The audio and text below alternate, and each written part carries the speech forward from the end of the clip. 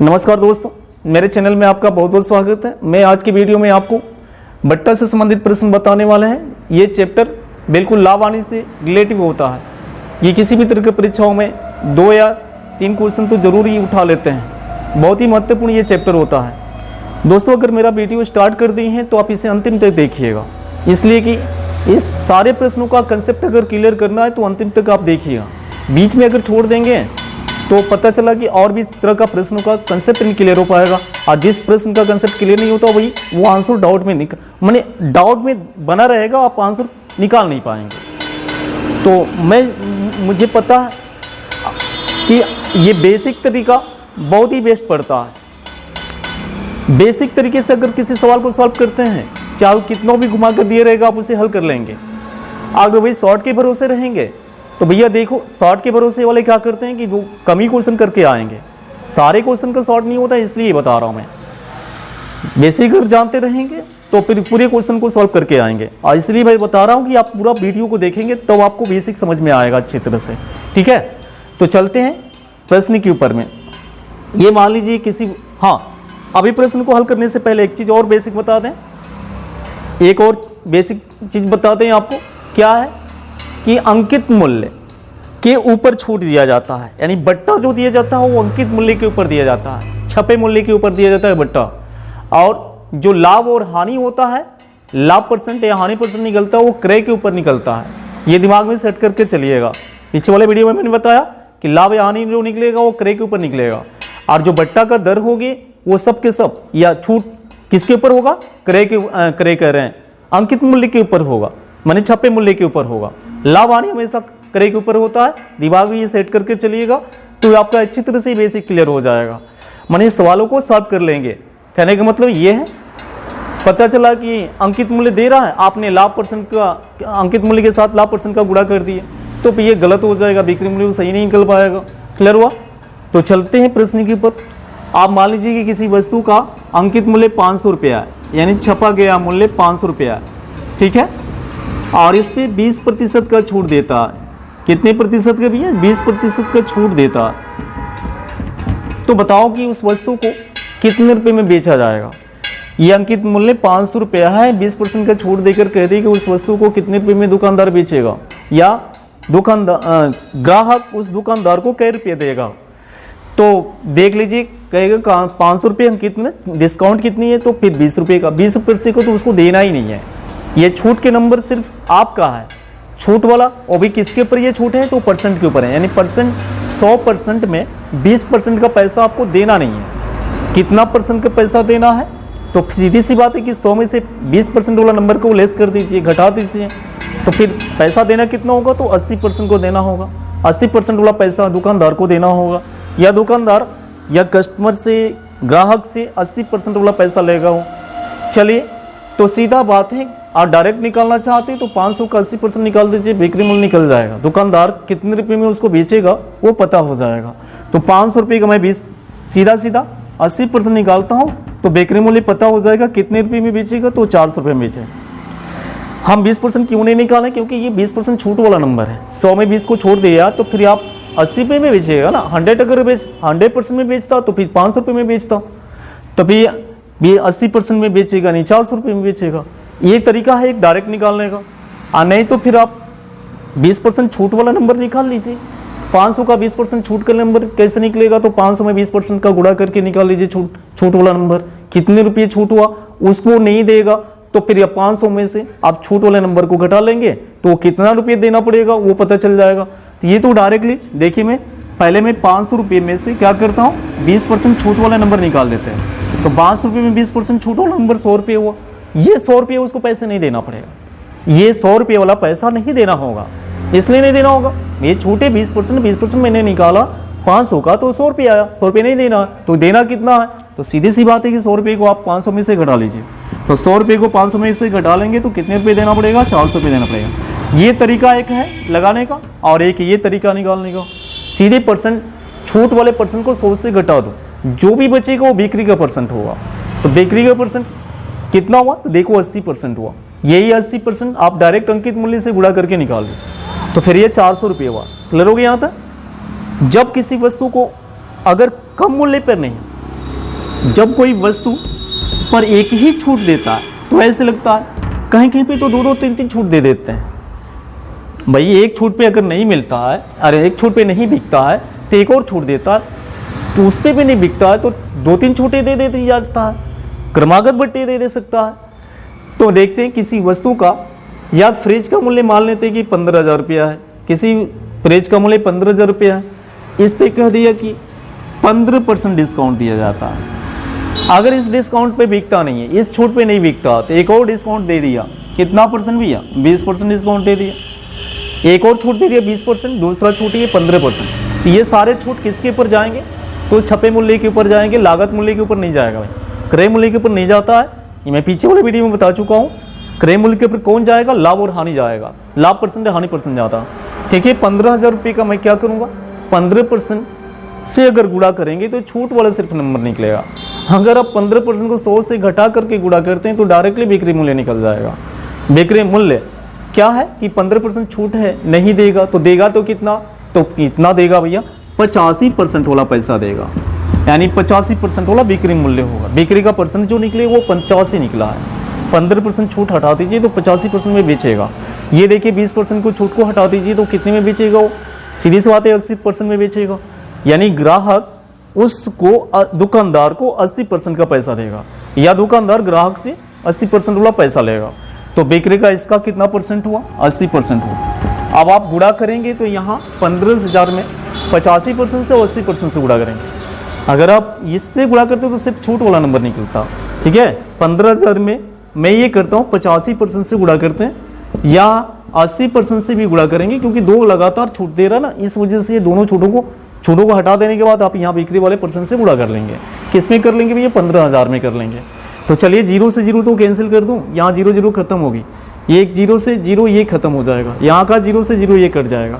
15 से गुणा करिए, 15 वाटे 120 होगी, और यहाँ पे 85 से गुणा करिए, फिर 0 उतार दीजिए, 12 25 60 हुआ, अब 12 वाटे 96, 96 में 6 जोड़ दीजिए तो 102 आ जाएगा। देखिए भी 10,200 रुपये में क्या करेगा, बेचेगा। लगातार छूट देने के बाद वो ग्राहक को 10,200 रुपये में बेचेगा। ये नहीं पता होता कि छूट क्या होता है तो ग्राहक से वो पैसे ले लेगा, पूरा 15,000 ही ले लेगा। अगर ग्राहक को ये पता नहीं होता है छूट क्या होता है। ठीक है, तो ये देखिए 10,200 रुपये में वो बेचेगा, बेकरे दुकानदार बेचेगा या ग्राहक दुकानदार को 10,200 रुपये में 200 रुपये पैसे देगा गाइड का या फ्रिज का, कोई भी चीज़ का। तो चलिए नेक्स्ट क्वेश्चन के ऊपर में चलते हैं। ये तो 1% है। अब एक ले लीजिए, और किसी वस्तु को 18,000 रुपये में छाप आ गया, 18,000 रुपये छाप आ गया कोई वस्तु, ये गाइड है, कोई मूल्य मान लीजिए किसी गाइड का मूल्य 18,000 रुपये है, इस पर 40% का डिस्काउंट कर दिए। मैंने 40% वाला पैसा आपको नहीं देना आगे तो कितना परसेंट वाला पैसा देना होगा, ये सीधी सी बात है। ये छूट वाले परसेंट को 100 से घटा लो, किसके ऊपर, परसेंट के ऊपर। 100 में परसेंट के मतलब 100 में से ये 40 घट जाएगा तो 60% आएगा। 60% वाला पैसा देना होगा, यानी दुकानदार कस्टमर से 60% के पैसे लेगा। चलिए, तो 60% वाला पैसा निकालना हो, बिक्री मूल्य जो 60% वाला पैसा निकालेंगे वो बिक्री मूल्य बनेगा ना, बेचने वाला मूल्य बनेगा। तो भैया 18,000 का सीधी सी बात है, मैं 60% से गुणा कर देता हूँ तो मेरा डायरेक्टली बिक्री मूल्य निकल जाएगा। 18 6 का 108 हुआ, अरे डबल 0 उतार लें तो देखिए 10,800 रुपये क्या हुआ, उस गाइड का 10,800 रुपये उस गाइड का बिक्री मूल्य हुआ, क्योंकि 40% डिस्काउंट देना।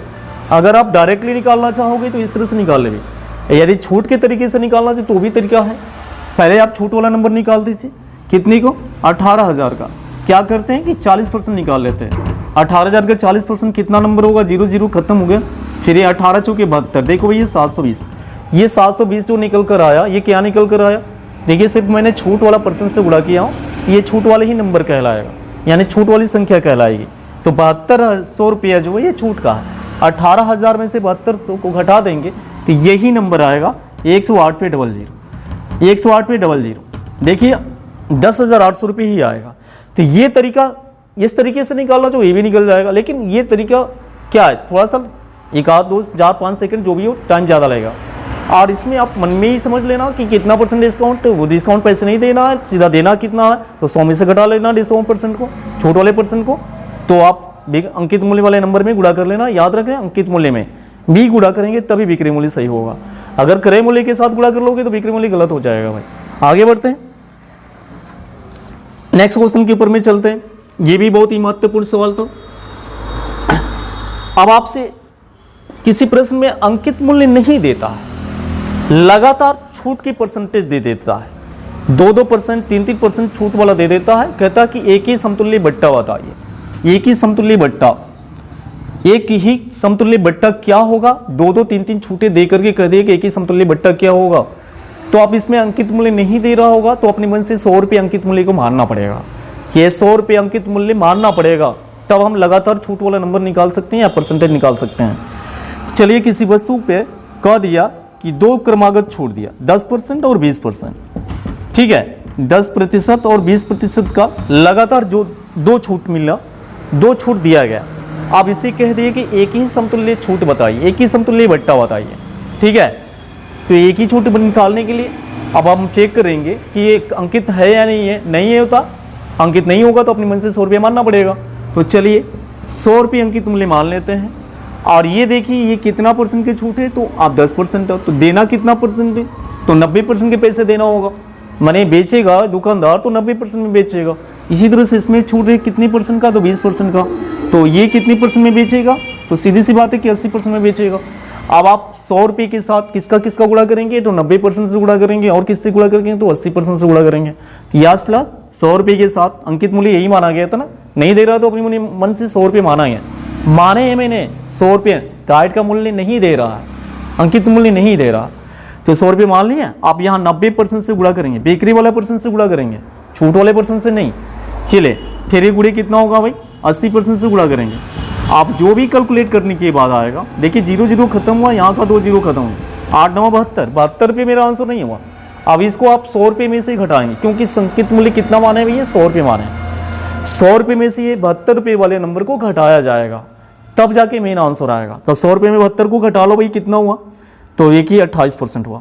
आपका मेन आंसर 28% हुआ, 72 रुपये नहीं आएगा। इस तरह से भाई बना सकते हैं। 100 माइनस जो भी ये कैलकुलेट करने पर आएगा उसको 100 में से दोबारा घटाएंगे तो मेन आंसर आएगा। 72 भी दे सकते हैं ऑप्शन में, लेकिन जानते नहीं रहेंगे तो 72 पे भी ट्रिक कर सकते हैं कि 72 वाला आंसर नहीं होगा। 72 को आप 100 में से घटाएंगे तो मेन आंसर आपका 28 वाला आएगा। इसका शॉर्टकट तरीके भी है। शॉर्ट तरीके क्या है बताए ना? शॉर्ट तरीके हर जगह काम नहीं करता है, हर क्वेश्चन पे नहीं काम करेगा।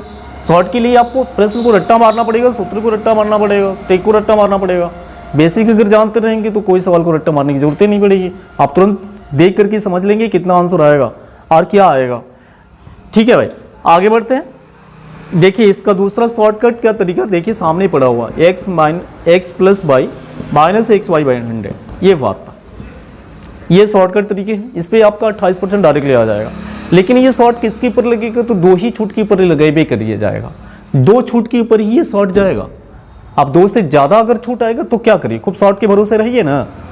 तो पता चला कि छूट गया उधर आता हुआ क्वेश्चन, तो देखिए 2 छूट रहेगा तभी ये ट्रिक काम करेगा। अगर 2 से ज़्यादा छूट रहेंगे तो मैंने बताया ना अंकित मूल्य 100 रुपये मानकर लगाएंगे तो 2 की आप 10 भी बटा रहेगा, 10 भी छूट रहेगा तो भी आप लगा सकते हैं। चलिए तो पहले छूट को आप x मानकर चलिए, दूसरे छूट को y मान लीजिए। इस सूत्र में मान भरते हैं। x जगह पर 10 को रखेंगे, y की जगह पर किसको रख लेंगे? तो 20 को रखेंगे, प्लस का साइन दो, फिर यहाँ पे 10 × 20 बना देंगे, पूरे के बटा में 100 कर लेंगे, 20 और 10 को जोड़ देंगे 30 हुआ, और यहाँ 0 0 कैंसिल होकर 2 बचेगा, तो पक्का 28% मेन आंसर। देखिए इस तरह से 28% आया तो। लेकिन अगर 2 से ज़्यादा बट्टा रहते तो क्या करते आप? तब तो आपको बेसिक जानना पड़ेगा ना। बिना उसे जाने तो आप 2 से ज़्यादा बट्टे वालों को निकाल नहीं सकते। ये ट्रिक केवल 2 ही बट्टे के लिए लगाया जाएगा। तो चलिए एक और एग्जांपल लेते हैं 2 से ज़्यादा बट्टी वाले। अब आपके प्रश्न में दे देता है ऐसे कि किसी वस्तु पर 3 क्रमागत छूट दी जाती है। एक आपका 30% दी जाती, दूसरा 40% दी जाती, तीसरा आप 50% दी जाती, और भी बहुत सारे छूटे दे सकता है। छूट मतलब बट्टा होता है, इसको बट्टा ही बोलते हैं या छूट बोलते हैं। लीजिए हिंदी में छूट बोलते हैं, इंग्लिश में बट्टा बोलते हैं। ठीक है, ये सारे बट्टा दे दिया और कहा कि इनका एक ही समतुल्य बट्टा बताइए। बहुत सारे छूट दे सकता है। जब आप बेसिक जानते रहोगे तो तुरंत ही आप निकालोगे। भाई क्या करते हैं कि 100 रुपये अंकित मूल्य मान लेते हैं, 20% डिस्काउंट को हम 100 से घटा लेंगे तो 20% डिस्काउंट कितनी की 30%, अरे 20% कह रहे हैं, देखिए 30% का डिस्काउंट है, ये पैसा तो देना नहीं है, तो देना कितना परसेंट वाला पैसा देना, बिल्कुल सीधी सी बात है कि आप 70% वाला पैसा दे पाएंगे, क्योंकि 30% छोड़ दिया तो उसको कहाँ देंगे भाई, तो देंगे भी तो कितने परसेंट वाला पैसा देंगे, तो 70% वाला पैसा देंगे। ठीक है, ये 100 रुपये मैंने अपनी मन से माना है, 100 रुपये नहीं, छापा मोल नहीं दे रहा था तो 100 रुपये माना गया। ठीक है, अब इसी तरह से दूसरी बट्टा पर आ जाइए, कितने परसेंट बट्टा दिया हुआ, नहीं डिस्काउंट दिए, छोड़ दिया, तो देखो तो 40% दे रहा, 40% की पैसा तो देना नहीं है, तो देना तो को कितना देना होगा, तो 60% वाला पैसा देना होगा। 100 से 40 घटा दो भाई, सीधी सी बात है कि 60% वाला पैसा देना होगा, तो आप यहाँ 60% वाले 60% से गुणा कर देंगे, 60% के बिक्री परसेंट से गुणा कर देंगे। क्लियर हो गया, आगे बढ़ते हैं। तीसरी बट्टी पर आ जाइए, देखिए 50% डिस्काउंट दे रहा, 50% छूट है, तो देना कितना होगा, तो सीधा 50% ये पैसा देना होगा, 50% देना नहीं है, तो 100 को घटा लो भाई, सीधी सी बात है, 50% का डिस्काउंट हुआ तो 50% पैसा दिया जाएगा, 50% के बिक्री परसेंटेज है। क्लियर हुआ, आगे आप इसको कैलकुलेट कितना करते हैं ये आपकी बात होगी, कितना तेज आप कटाते हैं। चलिए भाई, यही तो मेन है, सबसे बड़ा शॉर्ट ट्रिक यही है, ये अगर तेज कटाते हैं कोई चीज़ को तेज लगाएंगे। ठीक है भाई, मेन कटाने के ऊपर है, मैंने 0 0 खत्म होगी, यहाँ का 2 0 से 2 0 कैंसिल हो जाएगा, और इससे ये 0 खत्म हो जाएगा, 5 से 10 को खत्म कर देंगे, 2 से ये 6 खत्म कर देंगे। आप देखिए कितना नंबर बचा हुआ, ये बात ध्यान दीजिए, कटे हुए नंबर पे जितना जितना कटा है, जो नंबर कट गए उसके ऊपर कट का साइन कर दीजिए, ताकि वो गलती से दोबारा ना उतर सके, ये समझा जा सके कि वो नंबर वहाँ नहीं रह गया, वो कट गया है। देखिए 5 भी कट गए 2 बार में, मैंने 2 से इस 6 को कटा दिए, देखो भाई 3 बार में, पहले तो ये 0 से 0 खत्म कर दिया, दो यहाँ का 2 0 तो खत्म हो गया पहले ही, और इसमें का 60 में का 1 0 और 70 में का 0, ये दोनों 0 खत्म हो गई 100 का भाई। फिर क्या हुआ, 7 बचा हुआ और 3 बचा हुआ, सिर्फ 7 और 3 ही बचा हुआ है, तो 7 और 3 से गुणा कर देंगे तो 21। अभी ये आंसर नहीं है, अभी इसको मैं 100 से घटाऊंगा तो मेन आंसर होगा 100 से, यानी अंकित मूल्य में से 21 रुपये घटा लीजिए भाई, 10 में से 1 गया 9 हुआ, 9 में से 2 गया 7 हुआ, 79% मेन आपका आंसर आएगा।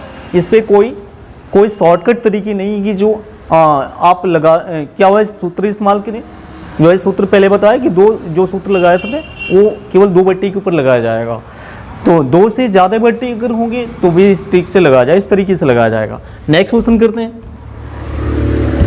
एक और बनाते हैं। मानते हैं किसी वस्तु का 3 क्रमागत बट्टा, एक 10% दे दिया, दूसरा 20% दे दिया, तीसरा भैया 30% दे दिया। आप कहा कि एक ही समतुल्य बट्टा बताइए, बिल्कुल इसी तरह से लगाएंगे जैसे पीछे लगाए, वही है कि 20% 10% 3 क्रमागत बट्टा दे दिया, वो कहा है कि समतुल्य बट्टा बताओ, तो 100 रुपये को अपने मन से अंकित मूल्य मान लेते हैं, अंकित मूल्य 100 रुपये मान लिया गया। आप यहाँ 10% डिस्काउंट के मतलब 10% देना नहीं है, तो देना कितना होगा भैया, तो 90% देना होगा। यहाँ 20% डिस्काउंट के मतलब 20% देना नहीं, तो देना कितना होगा, तो 80% देना होगा पैसे। यहाँ 30% के डिस्काउंट के मतलब कि 30% पैसे देना नहीं, तो देना कितना होगा, तो 70% देना होगा। या दुकानदार लेगा भाई तो कितना लेगा, तो 70% लेगा, बिल्कुल सीधी सी बात है। अब इसमें आप कितना तेज कैलकुलेट करते हैं वही मेन बात है। तो चलिए कल आते हैं, 0 100 से खत्म हो गई, यहाँ का 2 0 से 2 0 खत्म हो गई, 1 0 से ये 0 खत्म होगी, 9 × 72 हुआ।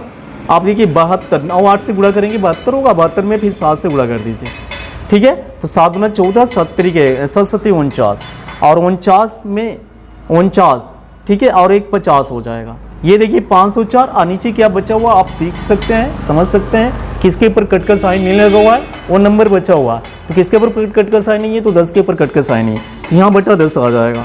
आप यहाँ पे दशमलव में चेंज कर लेंगे, या 50.4 आपका मेन आंसर नहीं, मतलब ये अभी कैलकुलेट करने पर आया है, ये छूट के बाद का हुआ।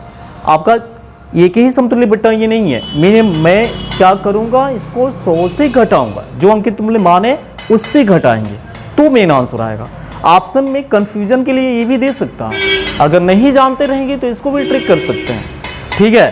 तो चलिए 50.4 को 100 से घटा लेते हैं, यानी 50.4 को 100 से घटा लेंगे, तो देखिए कैसे घटा लेंगे भाई। यहाँ 10 में से 4 गया 6 हुआ, 9 में से 9 बचेगा, 9 में से 0 गया 9 आया, फिर 9 में से 5 गया 4, 10 नंबर पे लगा, तो मेन आंसर आपका 49.6 आ चुका। दोस्तों अगर मेरा वीडियो अच्छी तरह से पसंद आता है तो आप इसे सब्सक्राइब करिए और दोस्तों में शेयर करिए, इससे भी अभी बट्टा का बहुत सारे प्रश्न आने वाले हैं, अगली वीडियो में लाया जाएगा। हर एक चैप्टर का वीडियो लाया जाएगा, जो महत्वपूर्ण प्रश्नों का वीडियो, जो किसी भी तरह की परीक्षाओं में फंसना ही फंसना है। तो दोस्तों में शेयर करिए और मेरे चैनल को सब्सक्राइब कर लीजिए, पहला नंबर, और बेल आइकन को दबा दीजिएगा ताकि इसका नोटिफिकेशन सबसे पहले आपके ऊपर पहुंच जाए। तो दोस्तों नमस्कार।